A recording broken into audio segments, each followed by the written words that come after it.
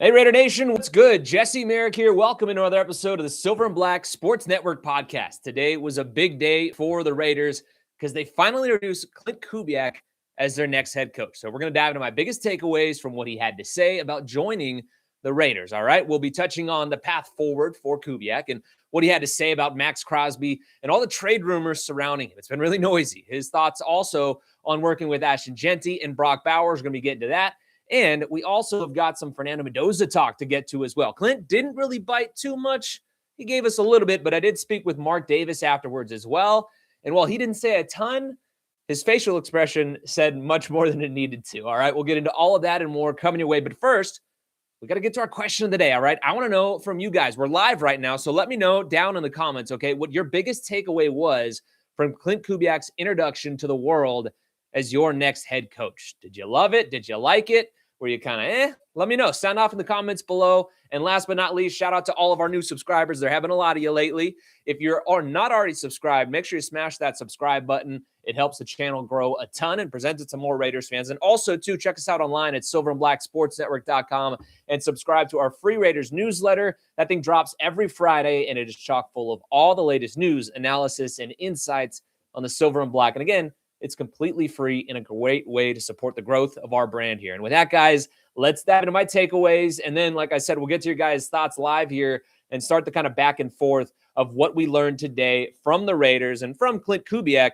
again, making his first appearance officially as the head coach of the Las Vegas Raiders, okay? So starting it off, guys, look, I thought Klint just did a great job of not doing too much. You know what I mean? Like, he kept it real simple and said, hey, look, we're not trying to do anything crazy here. He said, we're not going to write any checks today. You know, he said today was more about getting to know everybody and doing all that. And he made the rounds and met all the players today and stuff like that.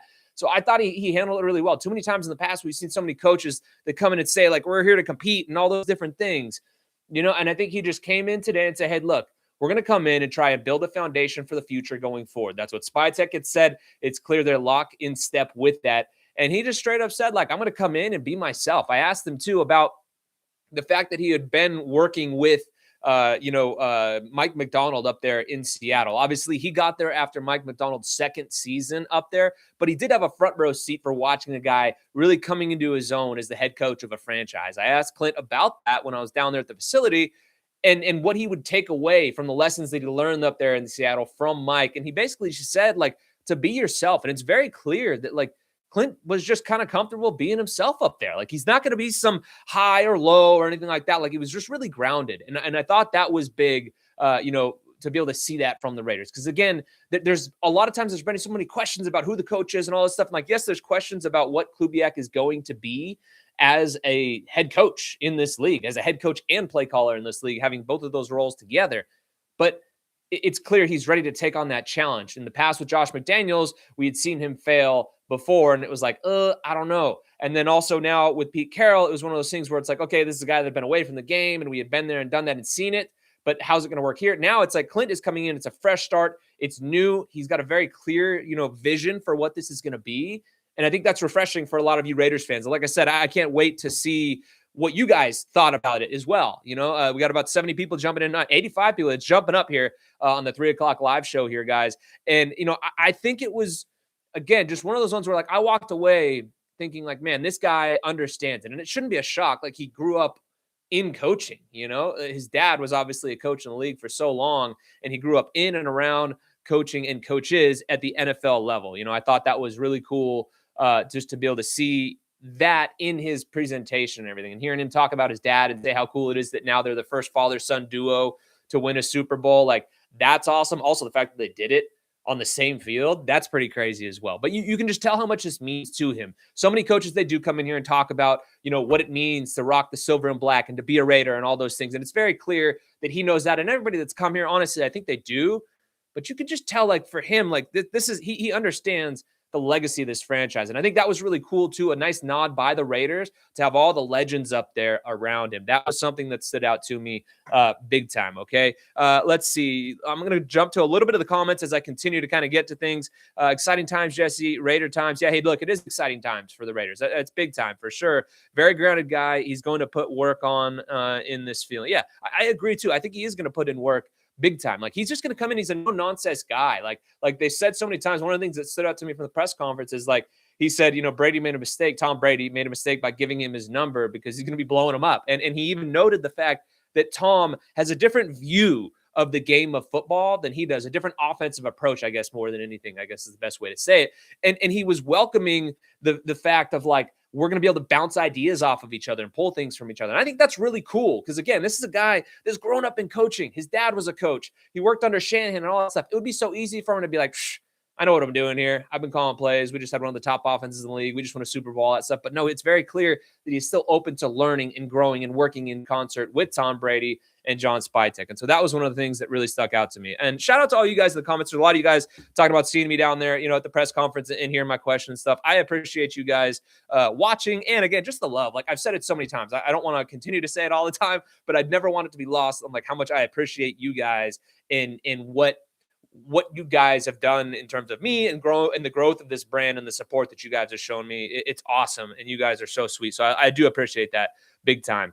Like you said, you guys said just, thank you. That I articulated my question well. I appreciate that. I try to. It's not always easy. Like, look, it's an intimidating situation because there's 50 million people in that room when you're asking those questions. And obviously everybody watching. And I do this for a living and I've been on TV and all those things throughout my entire 13 plus year career, but it's still intimidating sometimes doing some of that. So sometimes you word vomit a bit and I'm glad I could get that one out and you guys enjoyed it. But anyway, the next question is who the DC is going to be. And that is one of the things that I want to talk to. We're also, like I said, going to be talking about Maxx and Ashton Genty and Brock and all those things and kind of how we touched on that. And also Fernando Mendoza too. But with the DC, Kirk Morrison, shout out to Kirk, obviously the defensive guy, former player working for the team as well. He asked him about the DC and what he kind of wants in a defensive coordinator. Basically said he wants somebody aggressive.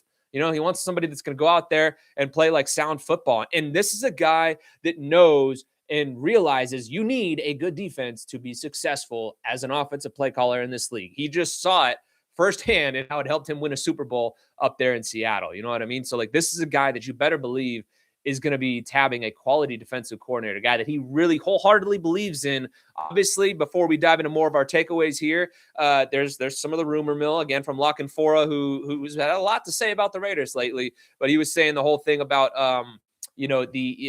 Schwartz possibly being a guy that the Raiders have their eyes on and all those things. It would be very interesting. Again, there's no connection there that I know of. Maybe some of you guys know a connection that they have from their past. I don't know of one when I look back into it and try to figure it out. But, man, that guy brings such an aggressive approach.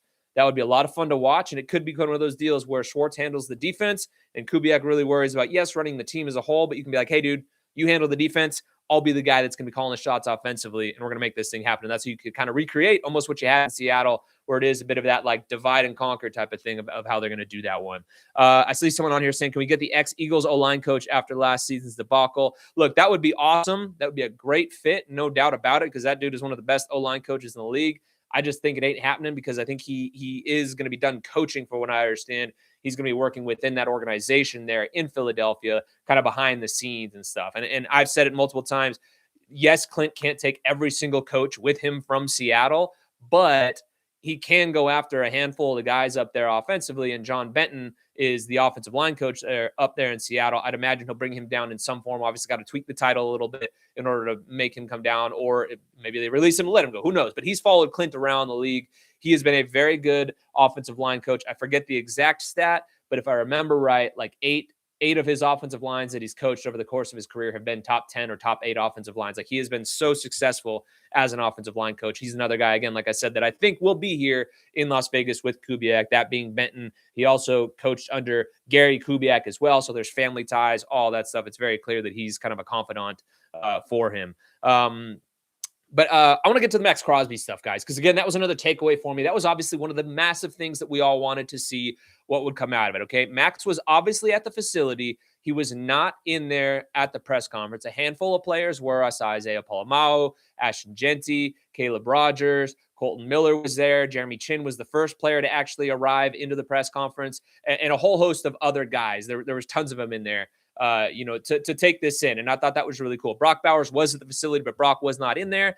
Again, Maxx was in the building, and Clint said that they had coffee in the morning together and they talked. And Clint made it very clear, saying that he wants Maxx to be a part of the Raiders going forward in the future. He noted he's one of the best defensive players in the league. Like, Why would you not want that guy in the building? So I love the fact that like he didn't try to skirt around it, or try and dodge the question. Too many times we see like darting eyes when that stuff's asked. Like he was still like, again, I think he's just going to be this guy that's like calm, cool, and collected kind of always, to be honest. And that's where it seemed like he was today at that press conference, specifically with the thing when Maxx was asked, because he was just like, yeah, hey, we grabbed coffee. Like he was one of the first guys in the building. We talked about it. Like, want to keep him in the building and want to build forward and grow with him. Like, again, this is a guy that realizes what a good pass rush can do and what a good defense can do. Like I said, just saw it up there in Seattle. So he wants Maxx to stay here and wants to build around him. Also, too, we talked to Mark Davis and Maxx, very tight. Mark Davis said, yeah, he wants Maxx here. He has said Maxx has been a great Raider. He's developed so much as a Raider over the course of his career. The guy literally has it tatted on himself. I think he's going to be a Raider. I've said it many times. I don't think he's going anywhere. I think it's a lot of talk and a lot of noise. Maxx had many opportunities throughout Super Bowl week to let it be known how he feels. Yes, he didn't shut it down completely, but it's worth noting he's been in the Raiders facility every single day, getting healthy, rocking Raiders gear while he's on all those shows as well. Yes, he wasn't there today. If I remember right from all the press conferences I've covered when they have introduced coaches, because there's been a lot of them. I've been to 5 of them now, 6 of them, however many it is in my time covering the Raiders. Maxx, to my knowledge, was at all of them, at least the ones that I was at there. He was in there in the room for all of them. This one he wasn't. So I thought that was a bit of a letdown. I would have liked to see Maxx in there. But again, first guy in the building, all those things, like he's grinding doing that. I get it. They already talked. Maxx doesn't maybe want to be a distraction. Who knows, in that regard. So again, I agree with you, Jack Hanna 916, that Maxx is not going anywhere. I think he's not at all. My question wasn't Mark on the panel to welcome Kubiak. So Mark was actually sitting in the seats with us. Mark was in the back, and Mark usually is up there with those guys. But I think what they wanted to do was show that united front of like, hey, the past Raiders, legends there. Super Bowl champs, guys that have been there and done that within this organization, wanted to show that unity. That to me, I thought was a cool nod, and Mark always makes himself available to us, and he made himself available to us today. And like I said, I'll get into what more of those conversations were in a bit here with Mark Davis, but I got a lot of respect for him because he is always so available. In terms of owners, he is always so available with us for that. So I thought it was a really cool nod to not have him up there and instead have a lot of the, the stars of years past, because they always say it. He always says it. Once a Raider, always a Raider. And the Raiders prove that every single time by the way that they treat their alumni and stuff like that. So I thought it was awesome to see a lot of the legends up there next to Klint, to show the power that this franchise has. And yes, that it's like, hey, look, the expectation, even though they know it's not going to happen in a day, the expectation is to get back to that with those type of guys and start creating that a bunch. Let's see. In terms of Maxx, so like I said, just put a bow on it. I don't think it's that massive of a deal that he wasn't in there. I will say I did want to see Tom Brady there. Thought it was kind of strange that he wasn't there. Being that heavily involved, in the whole process where it's him and Spytek making that decision, I think we should have seen him there, to be completely honest. We talked about it many times. Matt and I have talked about it many times. Like, if Tom Brady's involved and wants to be the guy that is like the co-decision maker, he needs to be there more often. He needs to be more front and center, all that stuff. And again, maybe it's not wanting to be a distraction and everything, but I think if Tom Brady's involved in things and is front and center and is visible, that only helps the Raiders a ton, because again, you guys heard Klint talk about how much of a factor that was for him wanting to come here to the Raiders. Yes, there's many other reasons as to why he wanted to do that, but I think the big thing again is that like he sees Tom Brady and the gravitas that he has. So Tom needs to make himself more available and more visible as a Raiders part owner and all that stuff going forward too. But in terms of, and I do want to, so Prosinos 9, you know what? Let's just get to it right now. Will Derek Carr be back to mentor Mendoza? Okay. I knew this one was going to come up. I'll just say this. I don't think it's going to happen. I really enjoyed covering Derek Carr. This is no knock on Derek Carr whatsoever. I liked covering the guy. He was a lot of fun to cover. He was always great with me. Okay.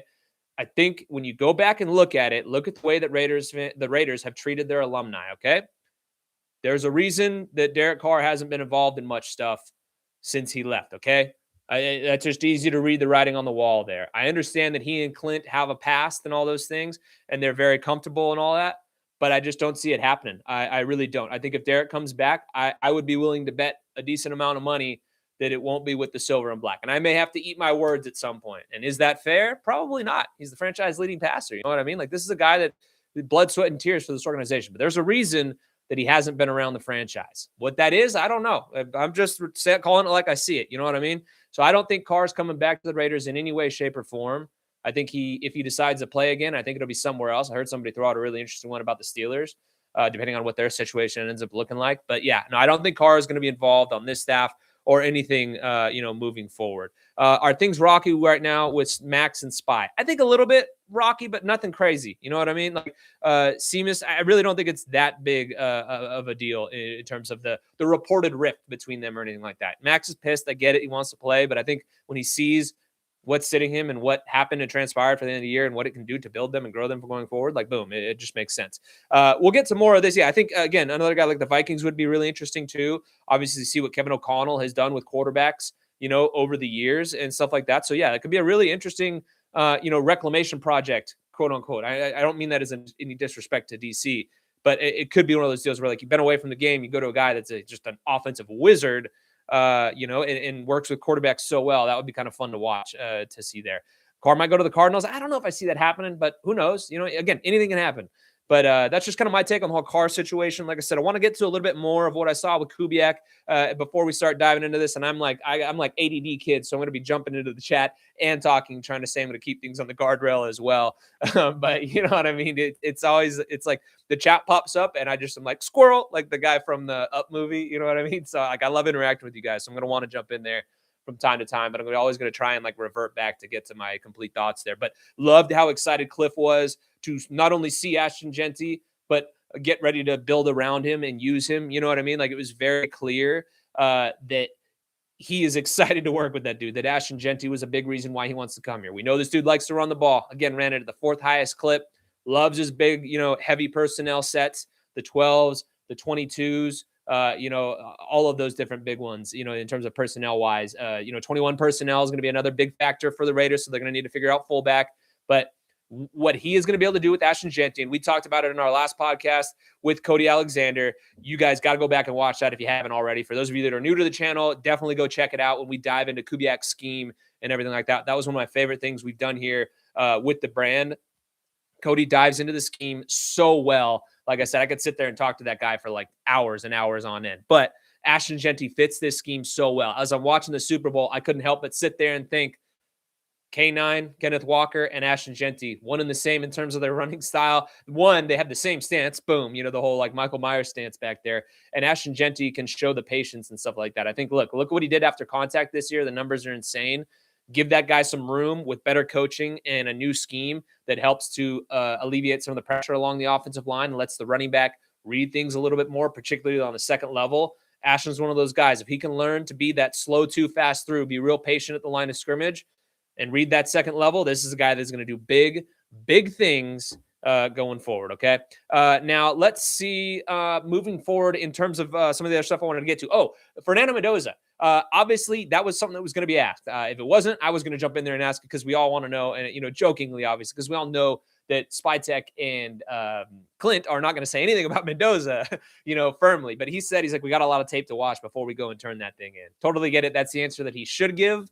He has to leave that level of intrigue out there. I think we all know where it's going to go. But afterwards, I did talk to Mark Davis.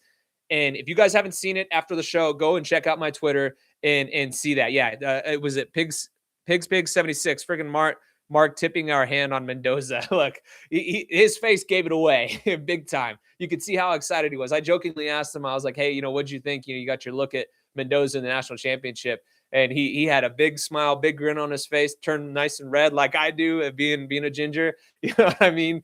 And it talked about how great it was to see him and that he won a national championship. That was really big. And then Q Myers even kind of joked around with him about the other thing as well, that about like number 15, would number 15 be nice to see back at Allegiant Stadium and everything. I noted the history of 15s, not only with Crabtree, but also back in the day as well, the different quarterbacks and players around the league too. So I think that one was interesting, about that one. Ooh, there's an interesting one that we got to get here, guys. I will get to that super chat in a second. All right. The Space Beast.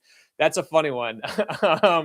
But anyway, back on track with Mark and all that. It's very clear he wants to see them go in the direction of drafting a Fernando Mendoza. He even said, because I asked him, I was like, what was the process of zeroing in on Klint Kubiak and him ultimately wanting to be the guy and being the guy that you felt the most comfortable with, okay? And honestly, what he had to say, and like I said, the space beast, we'll get to that in a second, man. You're a dirty guy for asking that question, I'll tell you that. But anyway, with Mark Davis, when I asked him about Klint and in terms of like building and wanting him to be the foundation guy going forward and all that, he was like, knowing where they are in the draft, having the number one overall pick, and being an offensive player that they're most likely going to take, as he grinned and said that. You all know he's talking about Mendoza. They wanted a young offensive coach to kind of lead the charge and doing all that stuff. And so now, guys, all right, Space Beast, get me on record here on this one. Look, the girl that was sitting next to me is Taylor Rocha. She works at Channel 13. Great reporter. She is awesome. Anybody that follows me knows who she is. She's in and around a lot of my socials. I'll just say that. So yeah, Space Beast. Now you know who that is. The other girl, I actually hadn't met her yet. It's a crazy day. Haven't had a chance to really, introduce myself to all the new people yet. But I believe she just joined Las Vegas Sports Network as their, social media manager / journalist in a sense. I caught a little bit of her work today. But yeah, that was interesting for sure. All right, so Space Beast, does that satisfy you? Let me know again in the comments if that response satisfies you on that one. If not, maybe I can divulge a little bit more. Who knows? But anyway, just again, like I said, it's very clear to see that like we all know Fernando Mendoza is a great fit for this offense and Clint and what he wants to do.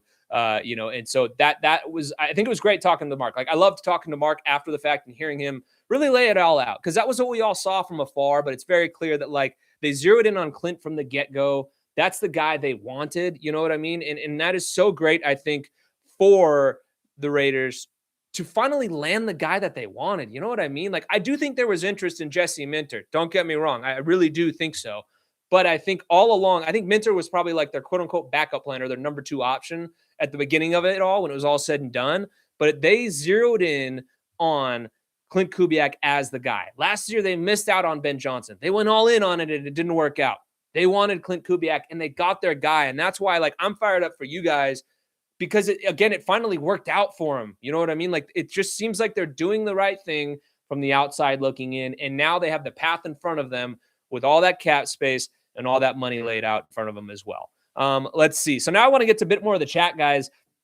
We're about 22 minutes in. We got 265 of you joining us live. Hopefully more people jump in and let us know, some of your questions. I want to know. But let's see. Long Raider Night, you're always in here, man. So I'm going to get to yours real quick, and then I'll start going back to some of them. Shout out to you, Long Raider Night. I do appreciate you jumping in and the support that you always show, man. So late to the party. Jesse, saw your question in the conference room. That was a good one for Kubiak. Thank you. Yeah, look, I was just really curious because he has been around so many good coaches and all that stuff, but it's so different when a new coach is stepping into a role as a head coach for the first time. So I thought it was really cool that he basically said that he learned from Mike McDonald, who is not that like rah, guy in your face where people wondered like, oh, he's awkward or weird or how's he going to be leading a team and everything. Like I loved that he said, yeah, just be yourself. I loved his response to that. I thought it was awesome because like it's just very clear that Clint is very comfortable in who he is. Even some of his little like, one-liner zingers that were just like very dry, but they were funny. They got us all laughing and stuff in there. So that's a guy that is going to grow even more comfortable with it, talking to a big room like that. But I don't think he came across as being uncomfortable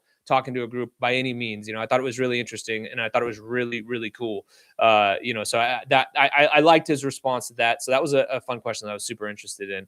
Let's go back. There was somebody right above Long Raider Night, Space Beast. You actually had the best video of Mark Davis. Everyone else has weird angles like gotcha journalism. Look, hey man, I will say this, just to give you a little peek behind the curtain. It's really hard sometimes in those scrums. Like that's what they call it. For those of you guys that don't know, they call it the scrum when all the reporters just crowd around. And I wish like we could all just kind of give everybody space and give the person interviewing space, but it doesn't always work out like that. And so I got really lucky because initially when I ran over there, I didn't realize Mark was talking. So I ran back in there. And I mean, my angle was horrible. I got boxed out. I was reaching over the top. It was terrible, but it cleared out a little bit more before I ended up getting that question in there, which is nice. So I did get a little bit better room in there, which was really cool. So thank you for checking that one out on social media. Let's see. Jack Hannah 916 says it's time for a QB. Kubiak is perfect for Mendoza. 100%. Couldn't agree more. We've talked about that a lot. He fits this offense so well. You guys heard Mendoza when he was making the rounds at the Super Bowl media row and everything like that on the McAfee show. He talked about how in their play action game and things like that, they ran a lot of similar style of, schemes like we see from Kubiak and stuff. So he's got familiarity with it. watched a lot of it. Again, the biggest thing is just going to be the simple fact that Mendoza was only under center 3% of the time at Indiana. That's going to take an adjustment. But again, a guy that understands this system, and he's already been watching tape and seen what Kubiak did with Sam Darnold up there. And also too, I thought it was super cool. Like he's like crossing his fingers as I think he was on the Cowherd show when he was like, you're going to go number 1 overall to the Raiders, and Mendoza's like crossing his fingers. It's very clear. Like everybody obviously wants to be, a fan. Everybody wants to be the number 1 overall pick, but it's very clear like he wants to go to Vegas. John Fallon, would you mind hitting me with the question one more time, dude? 8676. I want to get to your question. There's a lot of them, so I don't want to scroll too far up. So hit me again with it, and I'll try and keep an eye out for it. Okay. Let's see. Raider Nation 28. How's our defensive side going to continue staying on the cutting edge? Do we make a splash in free agency? Look, they have, and that's from Raider Nation 28. Shout out to you for the question there. And I think that's a really good question. That is going to be so dictated upon who the head coach is going to be. It's so hard to like make any decision or trying to figure out who they would make a splash for in free agency before we figure out who that's going to be.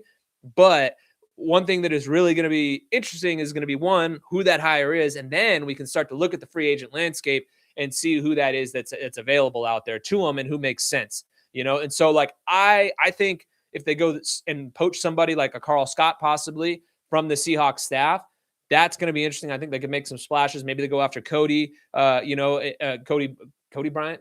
I don't know why I always blank on some of these guys' names sometimes, but they go after some of the DBs back there that are free agents. Reek Woolen, I believe, is another free agent as well. That could be a splash. And also the one thing that I said in our show when I dove into all of the, coaching, I guess, projections of what he could do and who he could grab from Seattle. Carl Scott's a guy that was there with Pete Carroll in Seattle and that Mike McDonald kept on staff to help transition to their new modern defense. So long story short, yes, I think they're going to go to a more modern approach. If they grab somebody from Seattle, you better believe they are. There's going to be tons of disguises. They're probably going to try and live in that nickel, so they're going to need to find their version of Nickum and Wari, So I think that's going to be the thing that's really interesting is because, yes, they have Jeremy Chin, but do they believe he's a guy that can be that dude?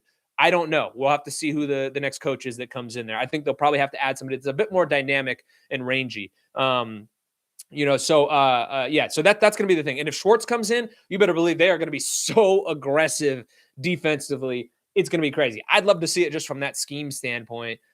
Schwartz is a hard ass, and the way he would coach up that defense, Max would very likely be fired up to be playing for a guy like him. We saw what he did with Myles Garrett. And then again, even more, you better believe they would be hammering that defensive line because Cleveland built up that D line, and he did a lot of good things with a lot of young talent there.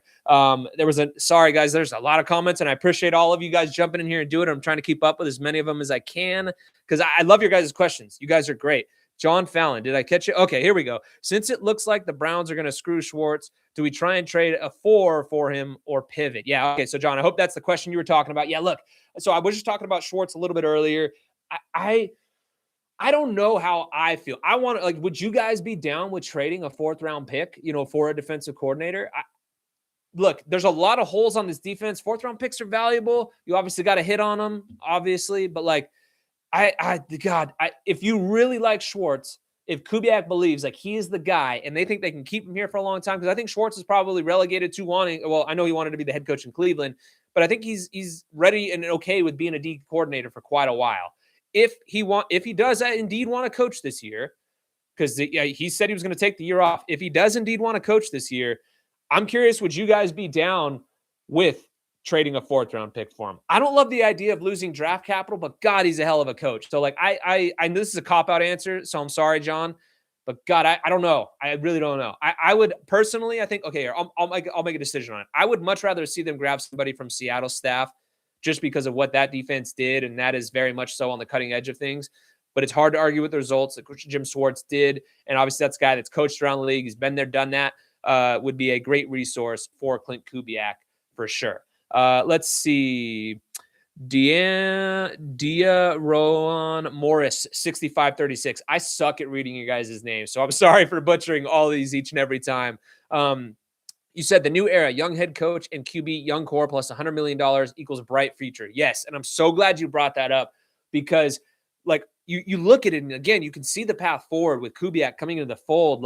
They hire Kubiak. They get their young offensive mind. He's 38, right? If I remember right.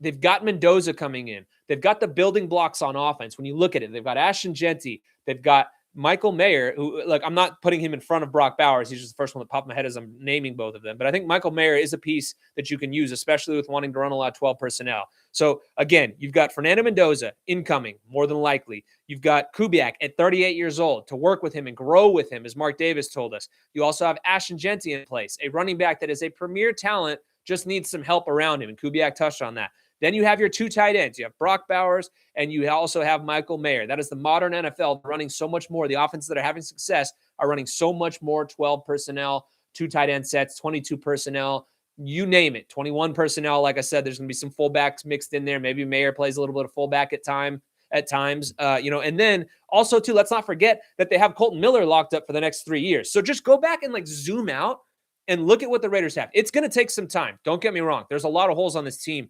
But in terms of offensively and taking advantage of what you guys as Raiders fans have at your disposal in terms of players, like you have your left tackle figured out for at least the next 3 years. You've got your running back figured out. You've got your two tight ends figured out and on rookie deals still. You've also got a quarterback incoming who is going to be on a rookie deal. So you can invest heavily around them. And again, the big thing is going to be throwing a lot of money at that offensive line, which you better believe Klint Kubiak is going to do that. Look what they did up there in Seattle and how quickly they turned things around. Let's see. Yeah, John, you're saying you would do it since you have 3 fourth-round picks. But if we made him a DC assistant head coach, is that considered an upgrade to poach him? Well, I think the Raiders would have to trade for him. Is my understanding of how it is. I don't think they could just straight up do the way everything's transpired there. I think they'd have to trade for him. I could be wrong on that one. And Jack Henna 916. I'm getting to a lot of yours. You're doing some good stuff. You said spend the money, get Linderbaum. Agree 100%. I saw an interview that I was going through Twitter. Shout out to Q and all the guys at Raider Nation Radio. I do spots with them from time to time in the mornings. Love doing it with the morning tailgate guys, with Vince, Vinny, and Clay. Those guys are awesome. And like I said, they've got a new social media person, so they're starting to kill it with a lot of their footage they're putting out. Q did a one-on-one with Kubiak afterwards, and he actually asked him about the offensive line and what are some of the keys to running his system and that zone system that he wants to implement. And he talked about, first and foremost, you need a smart center that can identify everything and make all the right calls, okay? Is that, or also athleticism as well at that center spot. Is that Jackson Powers Johnson? Who knows? Like I said, he was so successful in college as a center. I do think his future is going to be at right guard, and I think they throw a bag at a center to try and figure this one out. That's the thing that I think is going to be really interesting to see, how the offensive line shapes up and how they view Jackson Powers Johnson. Another offseason where we don't know where the hell they're going to put Jackson Powers Johnson. That should be fun, right? That was so much fun during training camp. I'm kidding. I just want to know where the heck he's going. Let's see. Brother Yaha, after all the head coach characters we've seen the past years, it feels like we finally have adults in the room. Couldn't agree more, man. And look, I like Pete Carroll. I mean, you're talking to a kid who grew up in Southern California, rooting for SC and all that stuff and seeing what he built there. And so I respected the legacy and everything that he had done with him coming here to the Raiders and wanted it to work out for him. But it just didn't. And then obviously the debacle with Josh McDaniels, and him and his saga as a head coach in prior spots and how it kind of retranspired here in Vegas.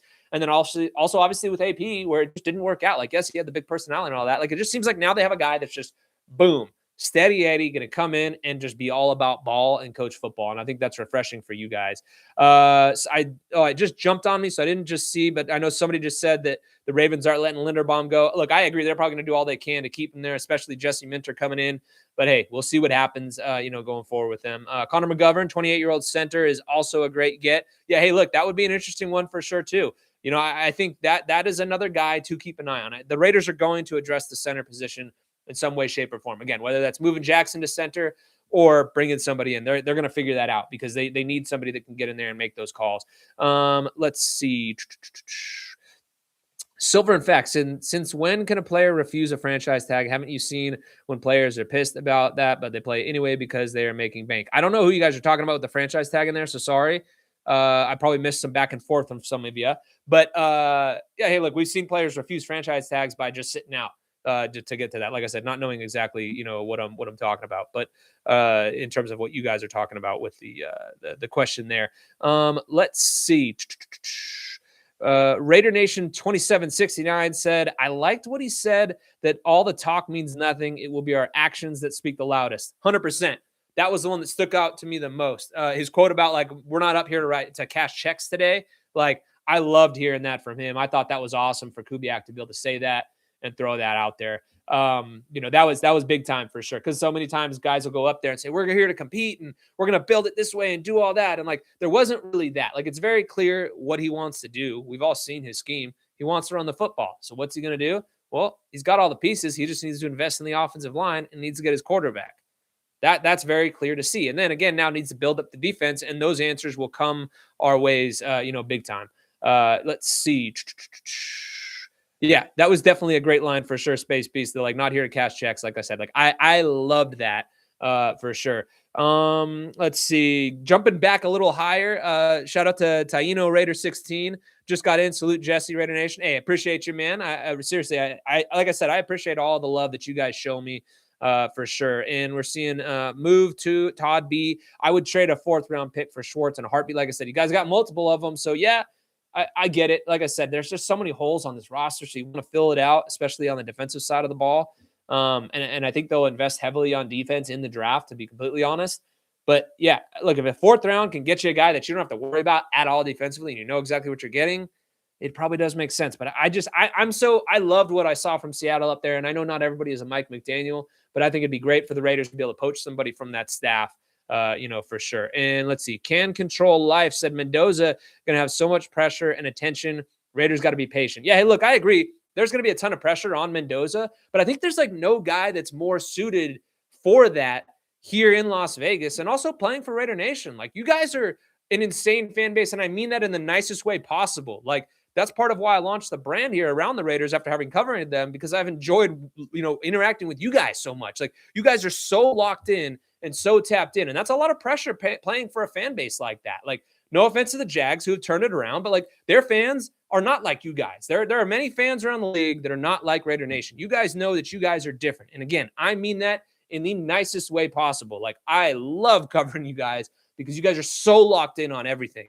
And so that's a lot of pressure for a quarterback to come in, especially a young guy. But again, I said Steady Eddie Mendoza has been that guy. He's got the quirky personality. Also in Las Vegas, there are a lot of distractions. Like, you got the strip and all those things.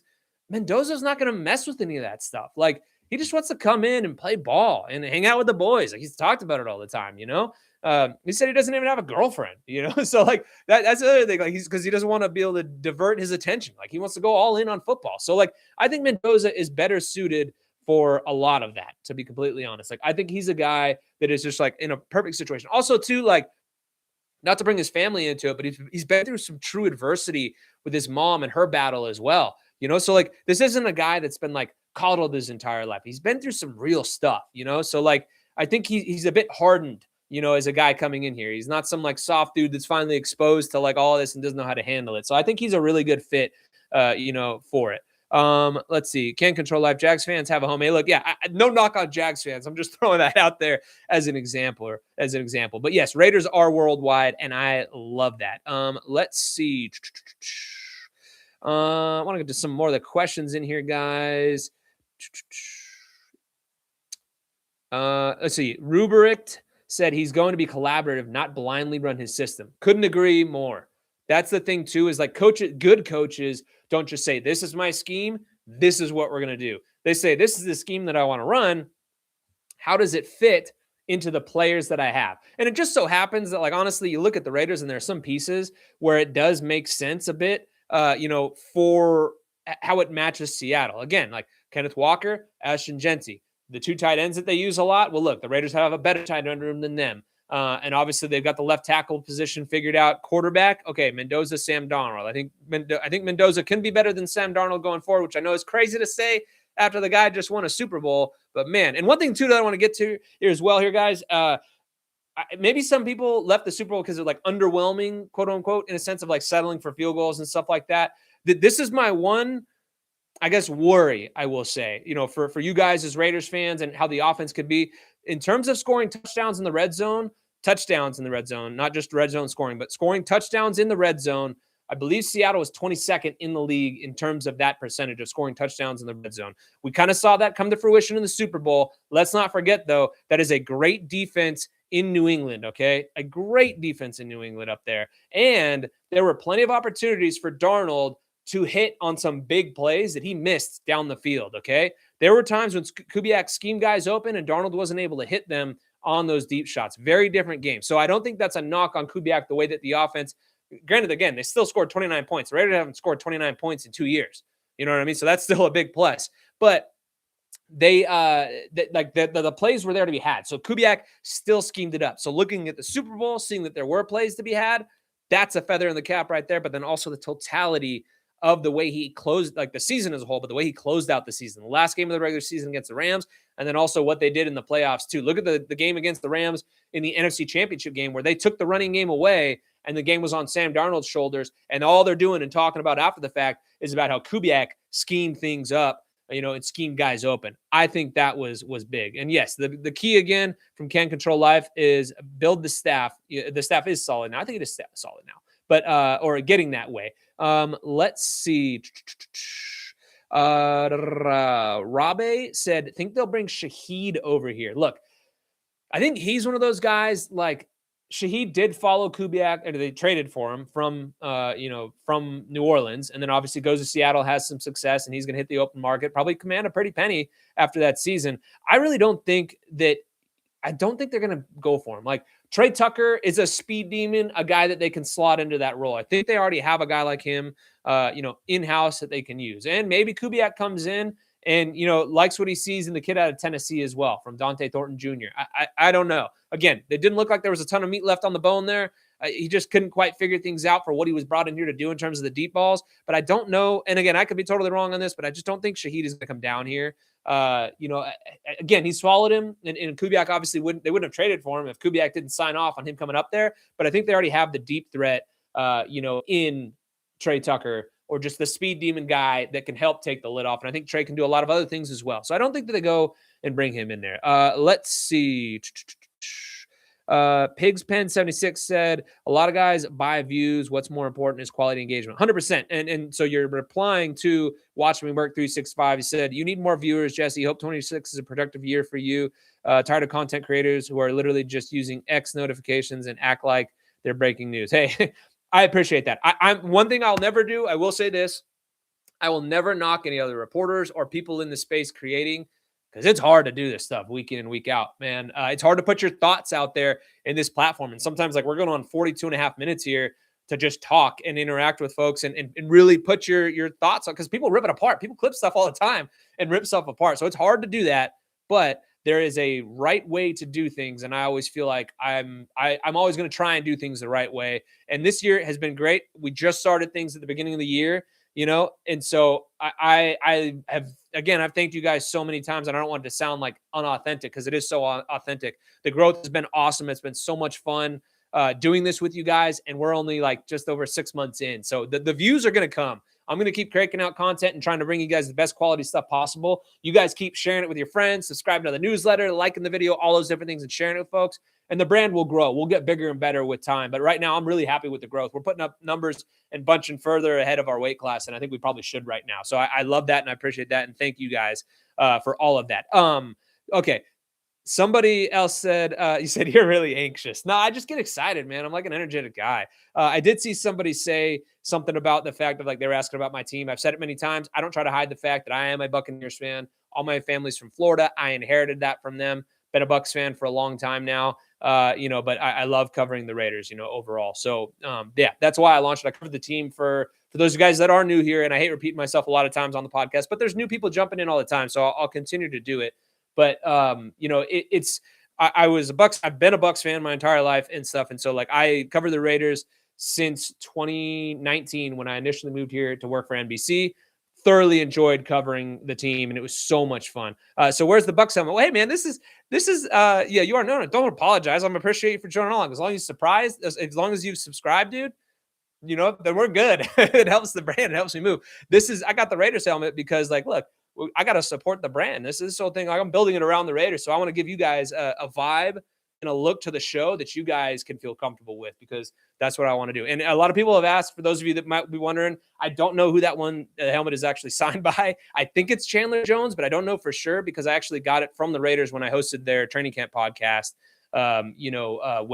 When I was actually like freelancing for the team back in the day with our homie Eddie Pascal, who, shout out to him up in Seattle. Big year for him to go up there with the Seahawks. Let's see. Look, I loved Gruden just because of everything he did for the Raiders and everything he did for the Bucks. In terms of that, it's a sore subject what happened in that Super Bowl. So I don't want to go there. You guys have been nice to me, so I don't want to go that route at all. But let's see. I'm an honorary member of the nation. Any Raider can make a Raider. All right. Shout out to Rubric. Hey, look, I'll take it, man. Like I said, I got to remain unbiased and cover the team as a journalist. But, for sure, I appreciate you guys. And you guys make me feel like a Raider the way you guys treat me. It is awesome. Let's see. Lamar Valentine said, I feel like after we draft Mendoza, we should draft mostly for the defense after that to add some young talent in key spots. Lamar Valentine, couldn't agree more. Could not agree more. I think you add Mendoza and then maybe add Mendoza, draft one offensive lineman at least. We'll see how it all pans out. But add Mendoza, draft an offensive lineman, maybe a receiver, but then everything else should be earmarked for the defense. And obviously spending and everything like that. Like, you really got to dive into it and invest in that offensive line. And we're going to start calling it here pretty soon, guys. But let's see. I will say, so Shock Bowers, how soon do you think we'll hear about assistants getting hired? Later this week, possibly? Yeah, I'm thinking it is later this week. And so kind of with that in mind, I'm going to leave our Thursday show. Sorry, guys, kind of losing my voice. It's been a crazy day.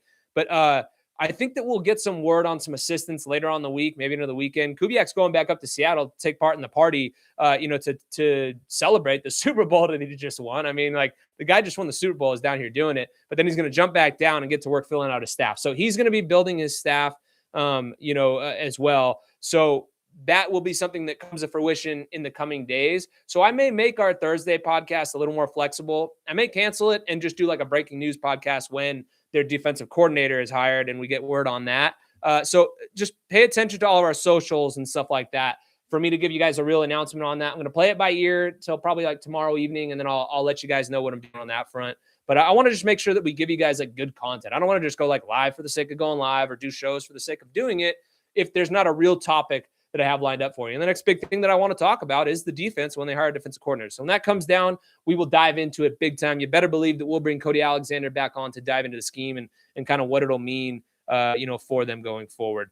Let's see. Any prospects? Yeah. Hey, like, we'll be diving into the prospects and stuff at a later date. Like, now that the season is done officially with the Super Bowl being done and everything, and now that they have Kubiak, then we'll really start to dive into some of the prospects and stuff like that. I want to look at some of the receivers.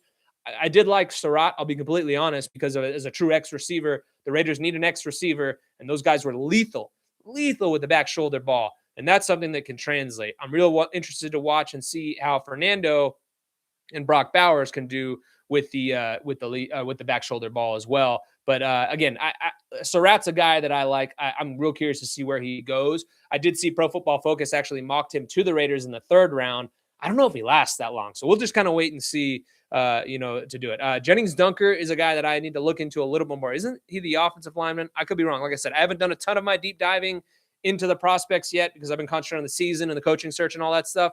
But if that's the guy you're talking about, I've seen it, and it is insane. Edge or O-line in round 2? I'll answer this one for you. Watch me work 365.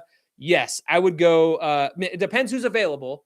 If you can get a game-changing edge rusher to pair with Maxx Crosby, go that route. But right now, off the rip, I'd say go offensive lineman, address that early on again. So you've invested a handful of, picks in rounds 2 and 3 over the last handful of years in young offensive linemen. Let a good coach come in and really start to adjust them, and do that. Do you have some free agent receivers in mind for a number one receiver? Hey, look, there's a handful of guys out on the market. Obviously, George Pickens comes to mind. I don't like the attitude and all that stuff. We saw how all the news that happened when he did come down here in Vegas.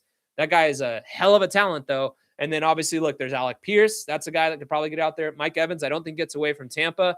I don't love, Alec Pierce, to be honest, as a guy to pay a ton of money to. But who knows? Maybe they bring him in there. So like I said, guys, we will be diving into a lot of those things more and more as the weeks and everything go on. And can control life. What's on your left?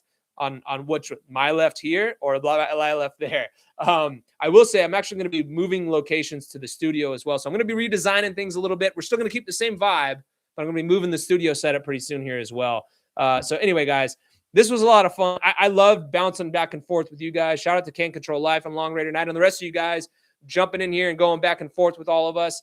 It's been so much fun doing it. I love doing these lives. So I'm going to do more of these lives. Like I said, sometimes they can get a little rambly, but man, I love when we get the big, people involved. I'll do more of them more often in like the morning hours around like 10 a.m. That's when I've done it in the past when we've had bigger numbers. Today we topped 300 and that's great. But I think the last time we did one, in the early afternoon, it was like shot through the roof. So we'll get more of those going. But anyway, shout out to you guys. Like I said, I'm rambling. I get excited sometimes. Sometimes I ramble, but shoot.